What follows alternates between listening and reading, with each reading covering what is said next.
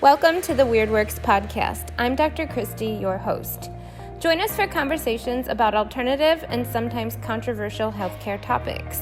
This podcast will provide the evidence that you need in order to make informed decisions about your health, to empower you with the facts that you need to advocate for your health, and to encourage you that there is hope your body heals.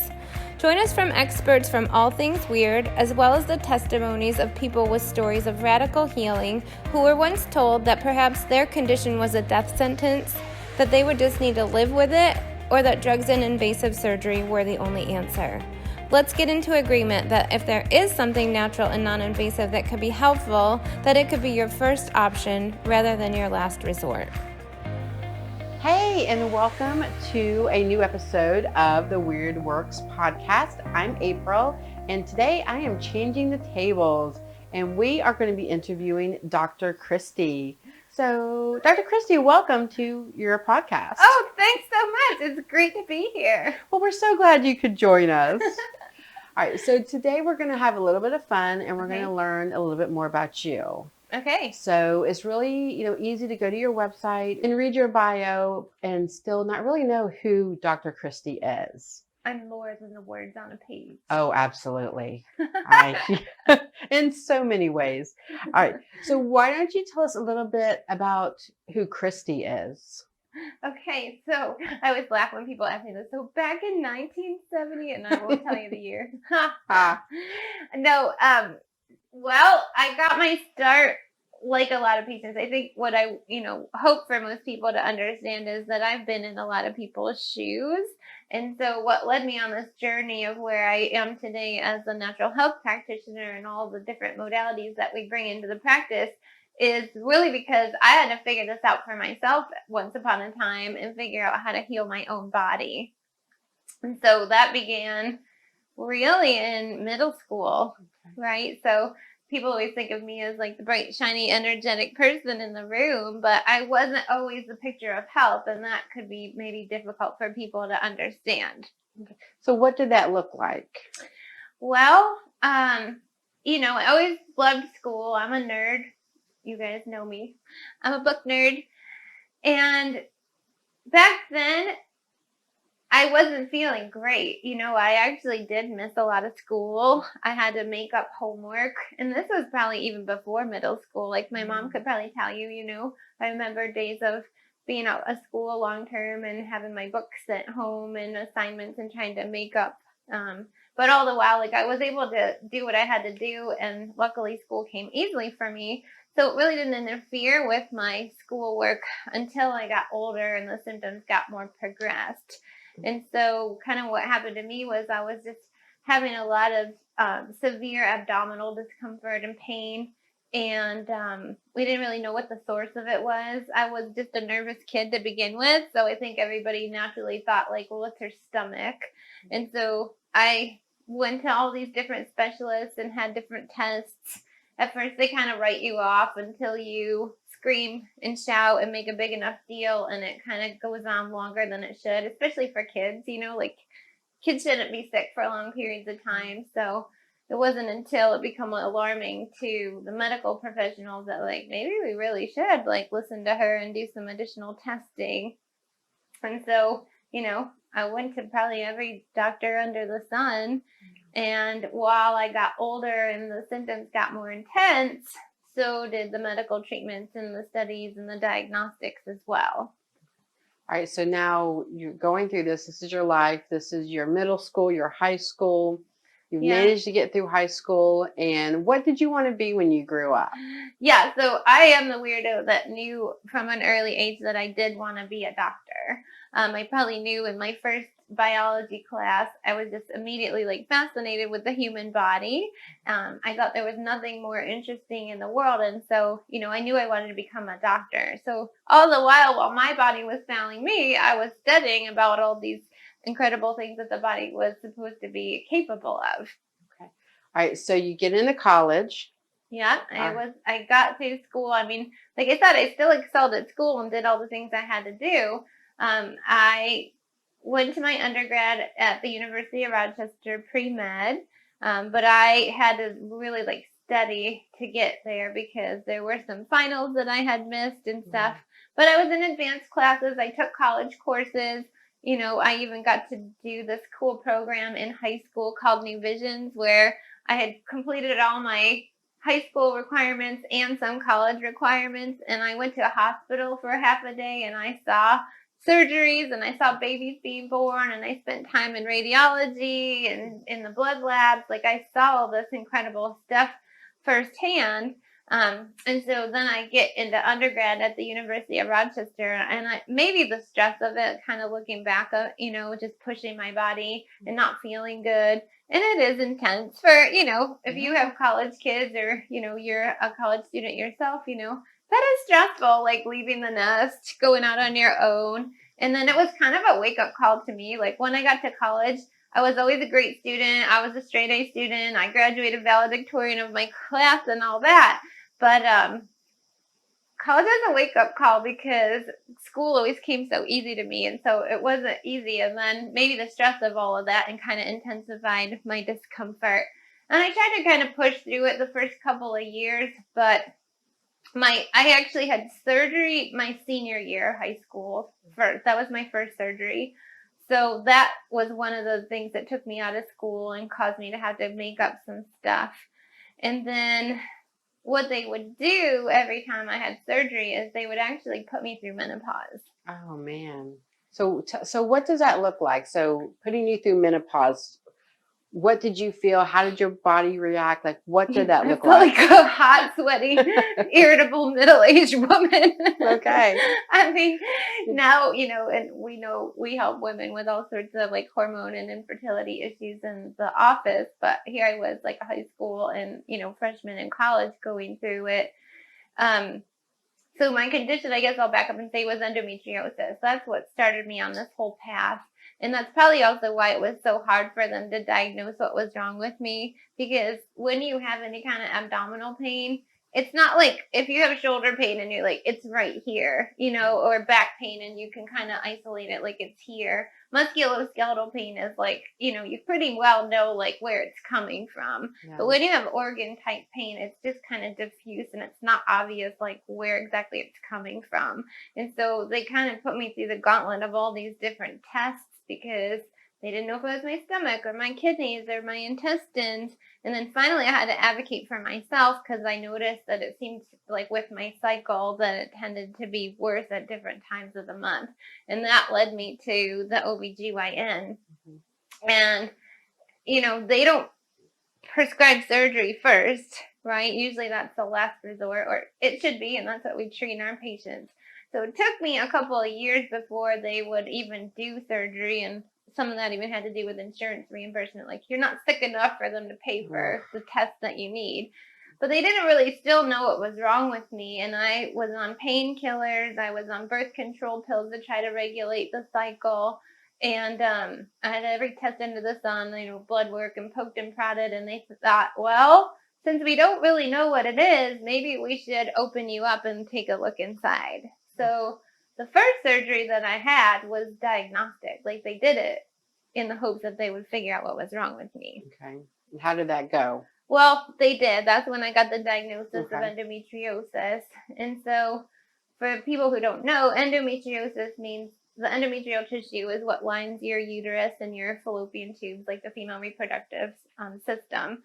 And so that isn't supposed to get outside of the uterus. And so in endometriosis, and I still don't totally know why, but the cells that are in the uterus, which expand and bleed every single month, they expand and get outside and they attach to, in my case, they were on my large and small intestine. They were on the peritoneum, which is the lining. They were on areas of my pelvis and my ureters for my bladder and kidneys. So it was like all over. And it even had created like a lesion that kind of herniated through the lining of the abdominal wall that they had to repair internally as well. So at least I got a diagnosis and we knew what we were dealing with. But the problem was that it wasn't an easily treatable disease. So I had the surgery. They cauterize or laser any of the lesions that they find, and they try to eliminate enough of it to make you feel significantly better. but not go after it aggressively enough where they're hurting all the rest of the tissue, because it could cause nerve damage, it could cause bladder damage, it could rupture your intestines and do all these other things. So they remove enough of it to try to make a difference. And what they had sold me on at the time was that my best bet was to have them shut down my female reproductive cycle after every surgery in the hopes that this endometriosis wouldn't spread, like continue to progress. And so, I'm a middle school, high school kid. My parents only knew traditional medicine. I wasn't raised in an alternative medical family by any means. And so we did what the doctors said. Like, we didn't really question it. Yeah. And so that would buy me time, and I would have a little more comfort, and that would last for about 2 years. And then, kind of like clockwork, I would go through the same excruciating pain and doubled over. If you've had abdominal pain, it makes you nauseous. You don't feel like going anywhere. It's hard to like show up for school. It affects your mood and attitude and everything else. And so the next 2 years, I was, a sophomore in college and undergrad studying pre-med, and I had to have another surgery. So at that point, I actually had to take a hiatus from my college studies to go through the second surgery. I had the surgery while I was in school, and I thought I would be able to push through and stay in school. But when they did the Lupron injections, which is what put me through menopause the second time, I was so sick going through the symptoms of menopause that it was impossible for me to continue on with my pre-med studies.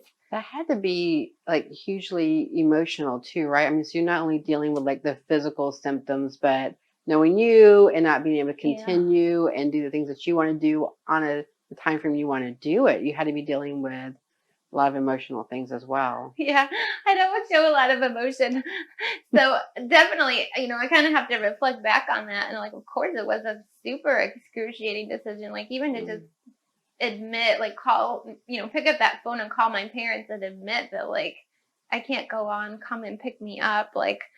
We had to leave, I had talked them into getting me an apartment, and I had moved off campus, and, I was doing all these things and everything. And, I'm just kidding. I think I need you to come and get me. And I was worried. I don't like to let anybody down.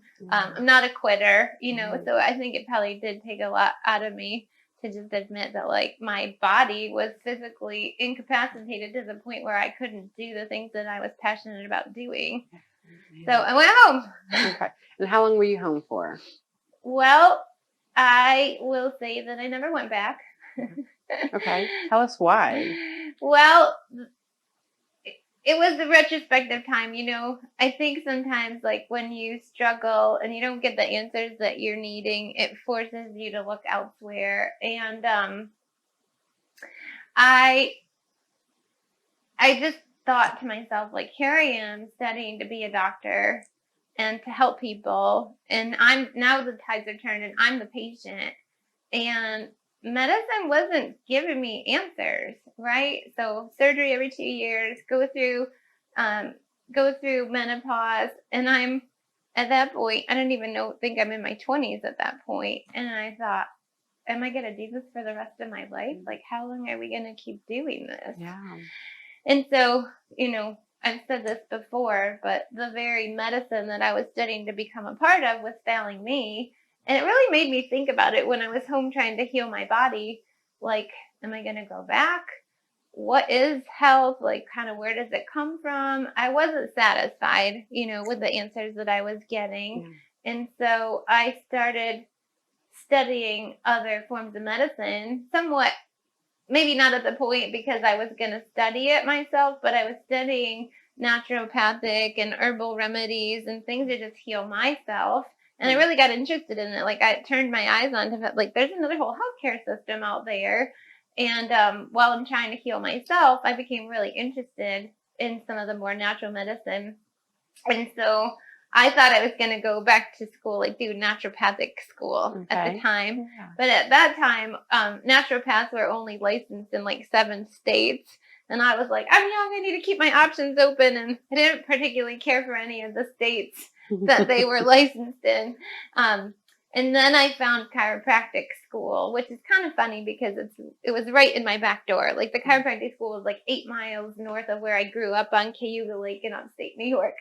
And I never intended to be a chiropractor. I went to a chiropractor, but he wasn't completely holistic. There wasn't anything like flashy or fancy about their practice. They really just treated back pain, and I would mow lawns in the summers, and I was playing basketball, and I was this scrawny little thing, and so my back hurt all the time. So I just went for pain relief. I didn't go for holistic medicine or anything. So that wasn't like super impressionable on my future. But I found the chiropractic school, and that shaped my whole like future career. Okay. All right. So I love that, like that you found a new path to like start off healing yourself, and now you're healing others. Exactly. Yeah. All right. So we've kind of talked about your healing journey, and kind of the way through kind of like weird works, the way you've healed your body. And I'm sure you see a lot of these in your patients as well that you treat today. So kind of, okay, I'm going to throw you out like an emotional question here. So that, 18, 19-year-old girl that had to go back home and find her new path, what do you think that she would think of Dr. Kristy today and all the people that she's helping because of this journey that, you had to go through? Yeah. I mean, I'm sure she would say, hell yeah. You go, girl. Well, I just, I always set out to help people, but it's always a blessing in disguise, right? Like I thought I had a path, right? I thought I had it all planned out and figured out, and I could control it, and I couldn't control it. And so, that probably very early on, I probably didn't know it then, but, if the 19-year-old girl could look at me now, would realize like sometimes you just have to kind of submit, right? You kind of have to like throw your hands up in the air and go with it and let the road lead you a little bit, because that's really how I found chiropractic, and then nutrition and kinesiology and all the other weird things that we do today. And I think I love that. And I think that's how a lot of people find you today, right? Is that traditional medicine has failed them. They're being told to stay on, drugs, stay on medications, to live with it, to find workarounds to deal with the pain or the symptoms that they're having. Yeah, unfortunately. Yeah, that is unfortunately all the time I hear today, like, you're my last hope. This is my last resort. This is the last stop for me. I don't, I've ruled everything else out and come to the end of my road. And that kills me. That is sad to me, because now today, knowing what I know and having healed my body, like I no longer have endometriosis or cysts. I don't have chronic pain. I have normal periods. I'm obviously able to do a lot, be highly productive, and have my career and all this that, I know that the body heals.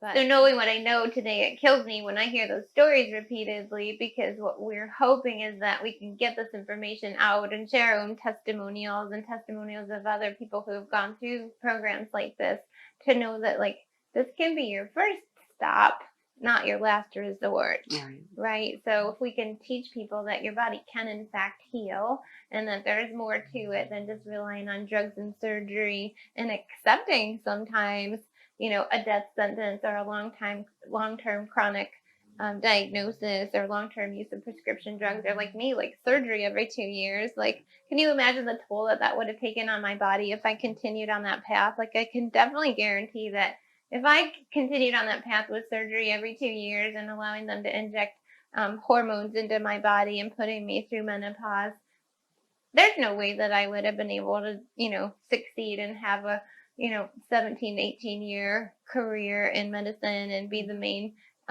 practitioner here and work as hard as we do and take on additional, responsibilities to lecture and write books and do podcasts and get the word out. Like, I wouldn't have done a fraction of that, You would be, you saying that, you would be a completely different person. Yeah, right? I would definitely not be sitting here recording this podcast. Right. Yeah. Okay.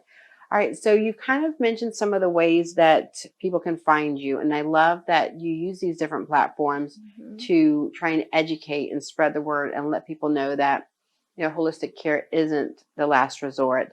So go through those again and let us know the different ways that you are sharing this message. Yeah, sure. Well, of course, we've got our main practice. We're sitting here at Health by Design in Jacksonville, Florida. Before I practiced here, I practiced for 12 and a half years in upstate New York. So there's the practice side of things, but not everybody can be on site for us.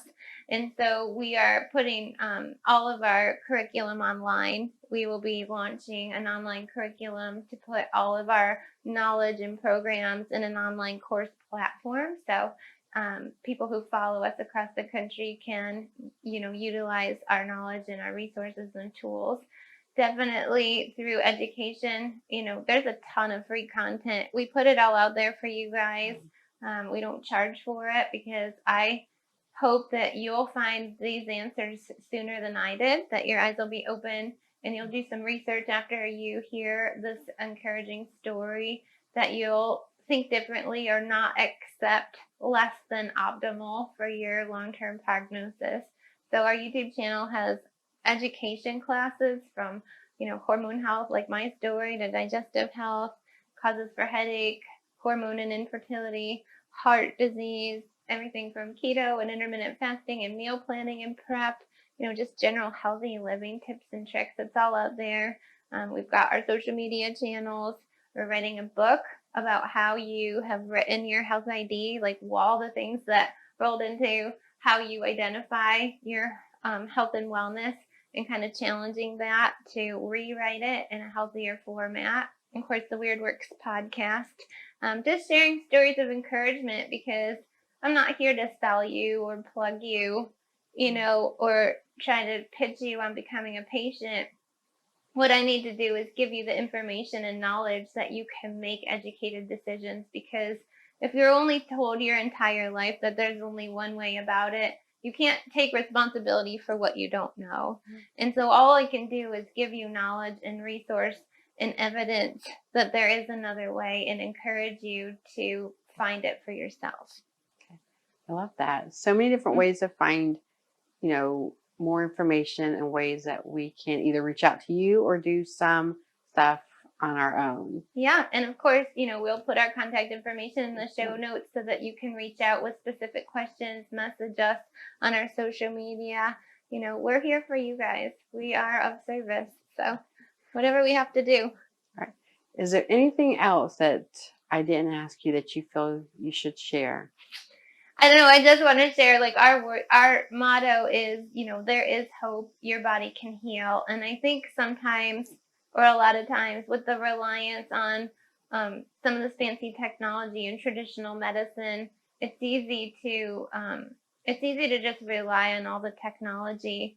But when medicine is more focused on reliance on technology and using your results for traditional imaging and blood work as the only picture of what's going on with you, and they're not listening to you, you could be an unhealthy person being told that you're normal, everything's normal, there's nothing wrong with you, and you're the only one advocating for yourself, that you're like, but I'm not well, like, I don't feel good. I know what it was like to be me before, when I was healthy and feeling amazing and I was productive, and I know the contrast with how I feel today. So if you feel like you need to advocate for yourself and you don't, feel like accepting this lack of hope message that's been told to you, your body is miraculously designed to heal. Like, there's so much more encouragement that we have just because we recognize and respect the fact that your body was miraculously designed and can heal. And so, I hope that you'll do some research and self-education on that. And that will probably start to lead you to put a path together, so that you don't have to accept a less than optimal future. Okay. All right. Well, thank you for letting me turn the tables on you today and sharing your story. Thank you. All right. We're signing off today. Dr. Kristy and April on the Weird Works podcast, and good health naturally. Bye.